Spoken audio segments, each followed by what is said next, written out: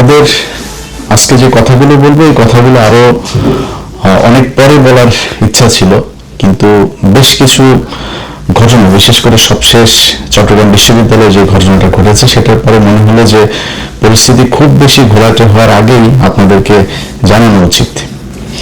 দেখেন, বর্তমান সরকার ক্ষমতা এসেছে, আমরা কিন্তু আমি সরাসরি কিন্তু বিএনপির বিরুদ্ধে ক্যাম্পেইন করেছি এবং আগেও বলেছি যে যে অবস্থা বিএনপি এবং জামাত এই দুইটা দলের নাম কিন্তু গেল 15 বছর উচ্চারিত হয়েছে এককভাবে না, যৌথভাবে উচ্চারণ করা হতো বিএনপি জামাত, জামাত বিএনপি, বিএনপি জামাত, জামাত বিএনপি। কোন ঘটনা হইলেই শেখ হাসিনা বলতো নাশকতার সাথে জড়িত বিএনপি জামাত, জামাত বিএনপি, এইভাবেই কিন্তু। অতএব এই দুইটা দল এখন বাংলাদেশের একটা পক্ষ, আওয়ামী লীগ আরেকটা পক্ষ, সেই পক্ষটা নিয়ে আপনাদের মাঝে একটা বিরোধিতা তৈরি হয়েছে। সেই বিরোধিতা কি? নির্বাচনের বিরোধিতা। তো সেই বিরোধিতায় আমিও একটা পক্ষ নিয়েছিলাম, এবং কেন নিয়েছিলাম সেটা অস্পষ্টভাবে বলার কিছু নেই। আমার আগের ভিডিওতেও সেটা বিস্তারিত বলেছি যে নির্বাচনের আগে বিএনপি যেই ভাবে কথা বলেছে, তারা ভারতীয় পত্রিকাতে বলেছে তাদের সাথে তারা কি বলে সমঝোতা করে তারপরে নির্বাচনে যাচ্ছে। বিএনপির নেতাও সরাসরি বলেছে, কেন্দ্রীয় নেতা একেবারে মহাসচিব পর্যন্ত বলেছে যে বিএনপি ক্ষমতা এলে সব মামলা প্রত্যাহার করে নেওয়া হবে। বিএনপি আওয়ামী লীগ ভাই ভাই, আওয়ামী লীগের কাছে ভোট চাওয়া হয়েছে, তারা হাদির বিরুদ্ধে অবস্থান নিয়েছে, তারা না ভোটের পক্ষে অবস্থান নিয়েছে, এগুলো প্রকাশ্যে তারা কথা বলেছে। তো সেই জায়গাতে আমরা গেল 15 বছর তো দুর্নীতির বিরুদ্ধে লড়াই করিনি, গেল 15 বছর আমরা লড়াই করেছি বাংলাদেশে ভারতীয় আধিপত্যবাদ এবং আওয়ামী লীগকে আমরা মনে করি ভারতের একটা বি টিম, বাংলাদেশের একটা বিজেপির কট্টর হিন্দুত্ববাদীদের একটা শাখা। এদের ইসলামের জন্য মুসলমানদের প্রতি এদের যে ক্ষোভ, ভারতীয়দের সে একই ক্ষোভ। সো দুইটাকে আলাদা করে দেখার কিছু, এই জন্য আমরা এই যুদ্ধটা করেছি। যখন বিএনপি দেখেছি এখানে তাদের মতো করে কথা বলছে, সে আওয়ামী লীগকে নিয়ে আসার চেষ্টা করছে, বিএনপিতে দলে দলে আওয়ামী লীগের লোকজন যাওয়া শুরু করলো, এগুলো মিলে আমি একটা অবস্থান নিয়েছি। সেই নির্বাচনী অবস্থান, আপনি নির্বাচনে যদি মনে করেন কোনো প্রতিদ্বন্দ্বিতা হবে না, সেটা তো আন্তর্জাতিক ভাবেও তো আপনি স্বীকৃতি পাবেন না। এখন নির্বাচন যেভাবে স্বীকৃতি পেয়েছে, একটা বিরোধিতা ছিল, বিশাল বিরোধিতা হয়েছে, তো আমরা একটা পক্ষ নিয়েছি। কিন্তু তার মানে এই না যে বিএনপির প্রতি আমাদের আচরণ সে আওয়ামী লীগের মতো হবে। আনলেস তারা যদি সেই পর্যায়ে যায়, তাহলে আমাদের সেটা তারেক রহমান না, জিয়াউর রহমান উঠে এসেও যদি নাকি আওয়ামী লীগের মতো আচরণ করে, আমাদের অবস্থান সেই বিএনপির বিরুদ্ধে আওয়ামী লীগের সময় যেরকম করতাম সেটাই হবে। বাট এখন পর্যন্ত পরিস্থিতি সেখানে যায়নি। আমরা জামাতের পক্ষে আমি নির্বাচন করেছি, মানে তাদের হয়ে ক্যাম্পেইন করেছি, তাদের সরাসরি তাদেরকে সমর্থন দিয়েছি, তাদের ভোট চেয়েছি। কিন্তু জামাত ইসলামও কিন্তু আমাদের সাথে, মানে আমার সাথে আর কি, মোটামুটি হালকা ছলনা করেছে। সেটা কিরকম বলি, ধরেন এই যে নির্বাচনটা হইল, এই নির্বাচনে আগে কিছু ঘটনা ঘটেছে, যে ঘটনাগুলো আমাদেরকে জানানো হয়নি, সেটা জামাত জানতো। সেটা আমরা নির্বাচনের পরে জেনেছি যে জামাত যে এই বিষয়গুলো জানতো। কি সেটা আমি সরাসরি এখন বলছি না, যেটা বললাম যে আরো অনেক পরে আপনাদের সাথে আরো অনেক কথা হবে, তখন জানতে পারবেন। এখন সংসদে আপনারা যে বিরোধিতাটা দেখছেন না, এই বিরোধিতাটা কিন্তু আওয়ামী লীগ বিএনপির যে বিরোধিতা সেই বিরোধিতা না, এটা আর্টিফিশিয়াল ক্রিয়েটেড, এটা নিজেদের মধ্যে সমঝোতার মাধ্যমে একটা বিরোধিতা হচ্ছে। আপনাদেরকে নির্বাচনের রাতের কথাটা বলি। আপনার কি মনে হয় যে নির্বাচনের রাতে জামাত ইসলামকে যেভাবে মিডিয়া কুয়ের মাধ্যমে হারানো হলো, জামাতের এইটুকু শক্তি ছিল না যে তাদের একটা ফাইট করা, তাদের একটা গ্যাঞ্জাম বাঁধানো, তাদের একটা প্রতিবাদ করা, এমনকি গণমাধ্যমে কথা বলার সময় তারা কতটা সহনশীল হয়ে তারপরে কথা বলেছে, এগুলো আপনারা মনে আছে। এর কারণ কি? এখন আপনারা যেগুলো দেখছেন সংসদের ভেতরে, আচ্ছা এক একবারে যদি বলি, ধরেন আমাদের ছিল কি, আমাদের ছিল যে আওয়ামী লীগকে যেন ব্যাক করতে না দেওয়া হয়। নির্বাচনের আগে বিএনপি যেমন করেছে, নির্বাচনের পরে কি বিএনপি সেই ধারাবাহিকতা বজায় রেখেছে? তারা নির্বাচনের পরে এসে সেই আওয়ামী লীগকে কার্যক্রম নিষিদ্ধ রাখলেই সেটা শুধু আপনার অধ্যাদেশ না, সেটাকে আইনে পরিণত করা হলো। এই আদেশটাকে তারা আইনে পরিণত করলো। এখন এরপরে হচ্ছে এই যে জুলাই শহীদ যারা, জুলাই যোদ্ধা যারা, তাদেরকে ইন্ডেমনিটি দেয়া। যদি আমি এটা পক্ষপাতিত্ব না, ইন্ডেমনিটি দেওয়ার মানে হচ্ছে একটা অপরাধ হয়েছিল, এই অপরাধকে আমরা পৃথিবীর কোনো বিপ্লবকে কখনো ইন্ডেমনিটি দিয়ে বাঁচাইতে হয়নি, এটা ঘোর বিরোধিতা। বাট ইউনিট সরকার যেটা চেয়েছে, এই যোদ্ধারা যেটা চেয়েছে, এনসিপি যেটা চেয়েছে, জামাত যেটা চেয়েছে, সেই কাজটাই করা হয়েছে। বিএনপি সেটাকেই আপনার আইনে পরিণত করলো। সো আমাদের তো কোনো সমস্যা নেই, আমরা যেটা চেয়েছি সেটা হয়েছে, সেটা হচ্ছে।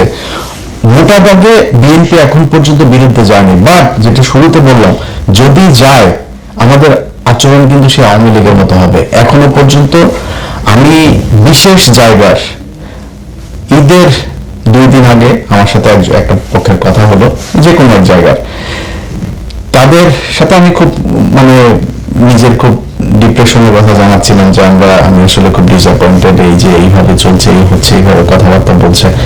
তারা আমার বললো যে 1 বছর ধৈর্য, 6 মাস থেকে 1 বছর ধৈর্য ধরতে। আমি যা দেখছি পরিস্থিতি এরকম থাকবে না। তো আরো অনেক বিস্তারিত এগুলো আপনাদেরকে এখন আর বলছি না, অতএব একটু ধৈর্য ধরতে হবে। আজকে এই যে চিটাং বিশ্ববিদ্যালয়কে ঘটনা নিয়ে, তারপরে ছাত্রদল ছাত্র শিবিরকে বলছে গুপ্ত, ওরা আবার এদেরকে আপনার তারেক রহমানকে অ্যাটাক করছেন। ভাই, ছাত্র শিবির বা জামাত ইসলাম, এখানে মূলত ছাত্র শিবিরকে শুধু একটা কথা বলবো, ভাই আপনাদের সাথে গন্ডগোল হচ্ছে ছাত্র দলের। আপনি ছাত্র দলকে কাউকে যদি কিছু, বা ছাত্র দলের সংগঠনকে আপনি যদি করেন, তাদেরকে অ্যাটাক করেন, তাদের ব্যাপারে কথা বলেন, তাদেরকে যা মনে চায় বলেন, কিন্তু আপনি তারেক রহমানকে টেনে যখন নিয়ে আসবেন, তখন দলীয় প্রধান হিসেবে সেও কিন্তু তার ধৈর্যের সীমা পার হতে পারে। সো আপনার তারেক রহমানকে নিয়ে তো আসার তো এখানে দরকার নেই। তারা কিন্তু ঘুরতে ঘুরতে এগুলো বলছে, এসবকে আপনাদের তো রাজাকার বলা নেই, আপনাদের তো পাকিস্তানি বলা নেই, ওইখান থেকে তো ছাত্রদল বেরিয়ে এসছে, এটার জন্য তাদেরকে অন্তত সাধুবাদ দেওয়া উচিত।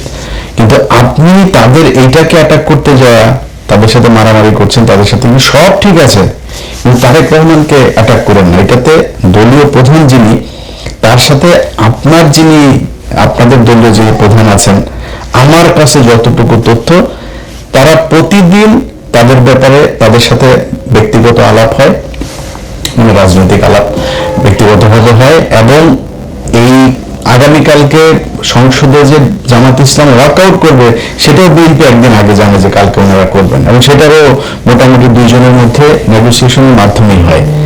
এখন এটার কারণ কি, এটা আপনারা অনেকে হয়তো মনে হতে পারে যে জামাত ইসলাম তাদের এরকম করে কেন। দেখেন, জামাত ইসলামের এবং বিএনপির সামনে এখন যে চ্যালেঞ্জ, সেই চ্যালেঞ্জ হচ্ছে ভারত এবং আওয়ামী লীগ। এটা যেন ব্যাক না করে। জামাত ইসলামের টার্গেট আওয়ামী লীগকে যতদিন রাজনীতির বাইরে রাখা যাবে। তারা সরাসরি বলি যে 5 বছর যদি আওয়ামী লীগ না আসে, না থাকে, কোনো সম্ভাবনা নেই, আল্লাহর রহমতে কোনো সম্ভাবনা নেই, পৃথিবীর কোনো যৌক্তিক কারণে সম্ভাবনা। যদি ওহিন হাসিন করে কিছু করে সেটা অন্য জিনিস, কিন্তু আওয়ামী লীগের আগামী 10-15 বছরের ভিতরে বাংলাদেশে রাজনীতি করার কোনো সুযোগ আমি দেখছি না। যদি আসে, মনে করেন 15 বছর পরে, তাদের ক্ষমতায় আসতে আরো 15 বছর লাগবে। যদি হাইপোথেটিক্যালি কোনো অকারেন্স, কোনো আকাম কুকাম যদি বিএনপি জামাত না করে, তাহলে হয়তো আসতে পারে। কারণ শেখ মুজিবের আকাম কুকামের সেই দৃশ্য কিন্তু আমরা ভিজুয়াল মিডিয়াতে, তখন পিনাকি ইলিয়াসরা ছিল না, সো তাদের এই ভিজুয়াল ওগুলো আপনাদেরকে দেখাইতে পারে না কেউ। আজকে আমাদের সবকিছু আমাদের চোখের সামনে ঘটেছে। অতএব জামাত চায়, তারা যদি 5 বছর না থাকে, হাসিনা অধ্যায় বাংলাদেশে শেষ। যদি 10 বছর আসতে না পারে, তাহলে আওয়ামী লীগ ফিরে আসবে, তবে মুসলিম লীগ হয়ে ফিরে আসবে, জাতীয় পার্টি হয়ে ফিরে আসবে, এর বাইরে কোনো কিছু। তারও যদি 10-15 বছর বেশি হইলে, তাহলে ওই আমতারেকের মতো বিকাশে টাকা টোকা চায়া খাইতে হবে। এর বাইরে কোনো কিছু এই দেশে কোনো সম্ভাবনা নাই, যত কিছুই করুক তারা। এখন এই যে একটা চ্যালেঞ্জ, যে আওয়ামী লীগকে যেভাবেই হোক 10-15 বছর অন্তত রাজনীতি থেকে দূরে রেখে তাদেরকে পঙ্গু করতে হবে। এটা দুইটা দল যদি মিলেমিশে না থাকে, তাহলে সম্ভব না। এখন এখানে সরকারি দলের দায়িত্বশীলতার বিষয়টা খুব বেশি জরুরি। আমি প্রথমে শিবিরকে যেমন বললাম, ছাত্র দলকেও বলি, ভাই বাংলাদেশের ইতিহাসে কোনোদিন শুনেছেন আজকে জামাত ইসলাম যেই সহনশীলতা আপনাদেরকে দেখিয়েছে নির্বাচনে?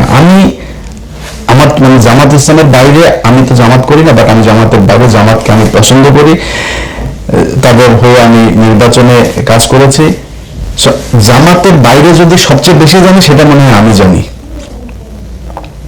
এখন জামাত ইসলামকে যদি নাকি আপনি মনে করেন যে নির্বাচনের রাত থেকে শুরু করে আজকে পর্যন্ত তাদের যে কথাবার্তা, তারা যেই ধৈর্যের পরিচয় দিয়েছে, গত পরশু দিনের কথাই বলি, জামায়াতের আমির বাংলাদেশের ইতিহাসে প্রথম বিরোধী দলীয় নেতা একটা জাতীয় ক্রাইসিসে এরকম এই নির্বাচন থেকে এই পর্যন্ত বিএনপি যদি বিরোধী দলে যেত আমি গ্যারান্টি দিতে পারি আপনাদেরকে এর মধ্যে অন্তত 15 দিন হরতাল হয়ে যেত, সরকার পতনের আন্দোলন ডাক চলে আসতো।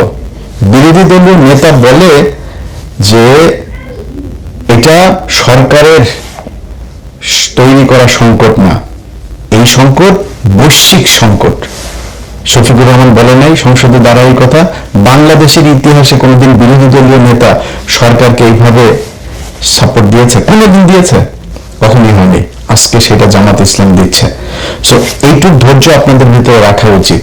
আর আপনারা মারামারি করেন, কাটাকাটি করেন, যাই করেন, একটু মনে রাখেন এই গেল 1.5 বছর আগে একসাথে জেলখানায় বসে এর বাড়ির মুরগির গোশত আপনি খেয়েছেন, ওনার বাড়ির ডিমের তরকারি আপনি খেয়েছেন, আপনাদের কাছ থেকেই শোনা, জেলখানায় বসে আপনাদের কাছ থেকে শুনেছি। সো আপনাদের দুইজনের গন্তব্য এক ছিল, ধান খেতে একসাথে মশারি টাঙিয়ে ঘুমিয়েছেন আপনারা, জামাত শিবির একসাথে বসে, মানে শিবির ছাত্রদল একসাথে বসে। আমার সাথে ইন্টারনালি এখনো অনেক শিবিরের মানে জামাতের আর বিএনপির দুই নেতা, বড় বড় নেতা, দুই নেতা একসাথে কনফারেন্সে কথা বলি, কি খাদ্যের দুইজনের ভেতরে এটা আছে। কিন্তু আপনারা যে দুইজনের ভেতরে একটা সাংঘর্ষিক পরিস্থিতি তৈরি করছেন, অ্যাজ ইফ আপনারা আওয়ামী লীগ এবং বিএনপি, আওয়ামী লীগ এবং ছাত্র শিবির, এটা ভাই করা ঠিক না। আপনাদের ভেতরে সমস্যা থাকবে, 15 বছরের চিত্রগুলো একটু মাথায় নিয়ে আসেন, নিয়ে এসে তারপরে এই দ্বন্দ্বগুলো করেন। দ্বন্দ্ব থাকবে আপনাদের ভিতরে, দুই পক্ষের একরকমের চিন্তা ভাবনা হবে না। কিন্তু ছাত্রদলের বিশেষ করে বলি, ছাত্রদলের ভাইরা শুনেন, আপনারা যদি রাগ করেন না ভাই, বিএনপি ছাত্রদল আপনারা রাগ করলে সমস্যা। আপনারা এখন আমাদেরকে মনে করেন আমরা মনে হয় আওয়ামী লীগ হয়ে গেছে, তাই আমরা আপনাদের এখন অনেক পোকামাকড় আছে, অনেক কুকুর বিড়াল আছে, ওগুলো চারপাশে দুধ ছিটান, তো কাকের অভাব নেই। সো আপনারা আমরা আপনাদের যে দুঃসময় ছিলাম আবার দুঃসময় পাবেন, টেনশন করেন না যদি লাইনে থাকেন। আর যদি সুসময় এর চেয়ে শক্তিশালী হন, ইন্ডিয়ার পেটে ঢোকেন, জীবনে কোনোদিন পাবেন না। সো আপনাদেরকে শুধু একটা কথা বলি, আওয়ামী লীগ যে স্টাইলে বিশ্ববিদ্যালয় চালিয়েছে ছাত্রলীগ, সেই একই স্টাইলে যদি আপনারা এই টেন্ডারবাজি, সেই আপনার ওই guest room test room culture, আপনি সেই রিগিং সব এই যদি আগের মতোই যদি শুরু করেন, তাহলে কিন্তু ভাই অবস্থাটা সেই ছাত্রলীগের মতোই হবে। সামনাসামনি অনেকে কিছু বলতে পারবে না, সবাই শিবিরের সাথে যোগ দিয়ে আপনাদের সাথে গ্যাঞ্জামও করবে না, কিন্তু মনের ভেতরে ঘৃণাটা থাকবে। আপনি দেখেন এই ছাত্রলীগ বিশ্ববিদ্যালয়, পুরো বিশ্ববিদ্যালয়টাকে তাদের বিরুদ্ধে খেপিয়ে তুলেছে 15 বছর। তারা বুঝতেই পারে নাই এই পরিস্থিতি যে হবে, এটা কিন্তু তারা বুঝে নাই। তারা কি করেছে, তারা তাদের মতো করে চলেছে।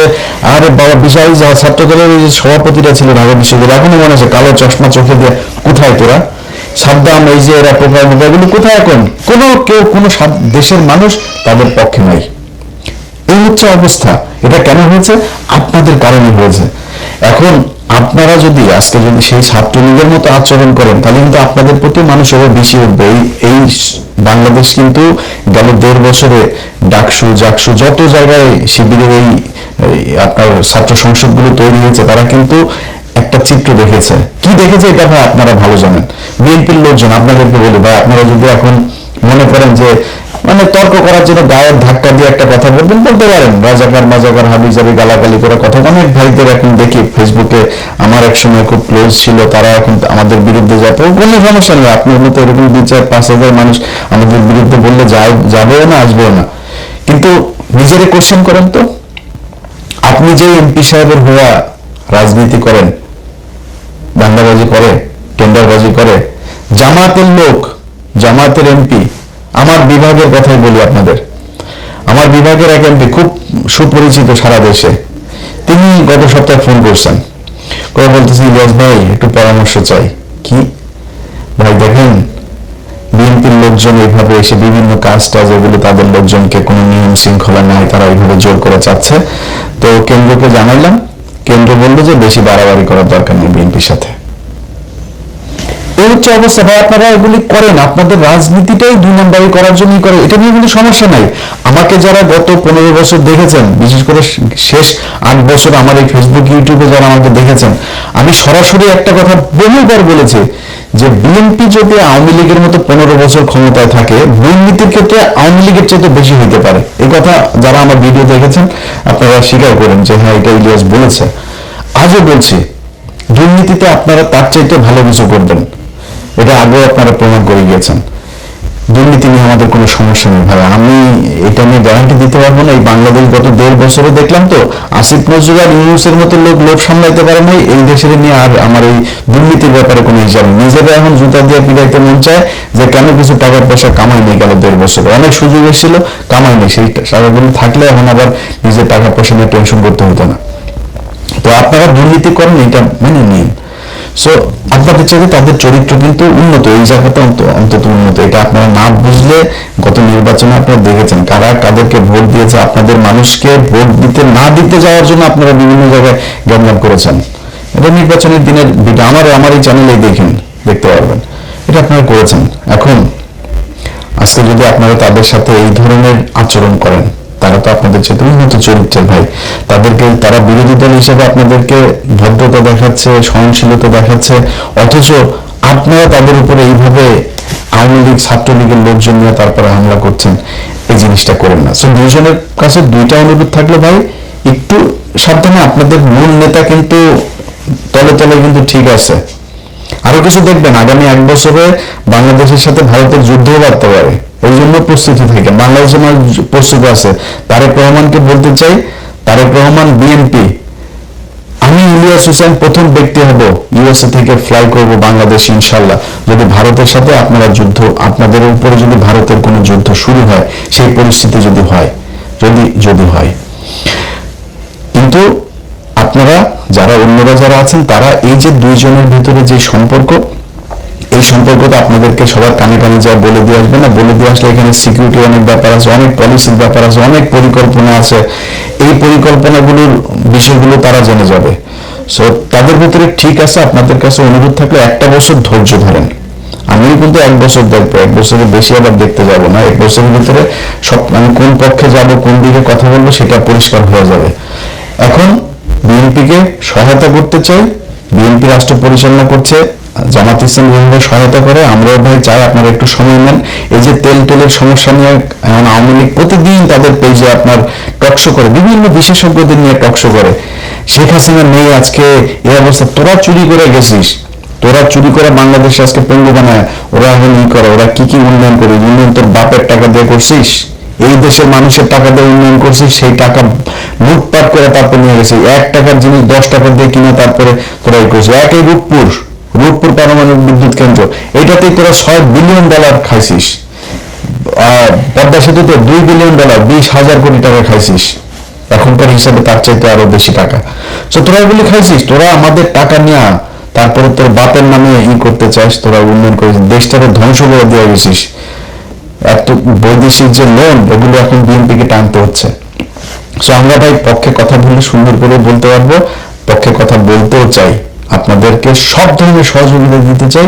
আল্লাহর ওয়াস্তে যত পারেন চুরি করেন, চুরি আমাদের এটা বাপ-দাদারা শিখাই গেছে, এটা আমাদের রক্তের মধ্যে আছে, কোনো সমস্যা নেই। খালি ইন্ডিয়ার পেটে ঢুকেন না, এটাই বিএনপির কাছে অনুরোধ, আর কোনো কিছু না।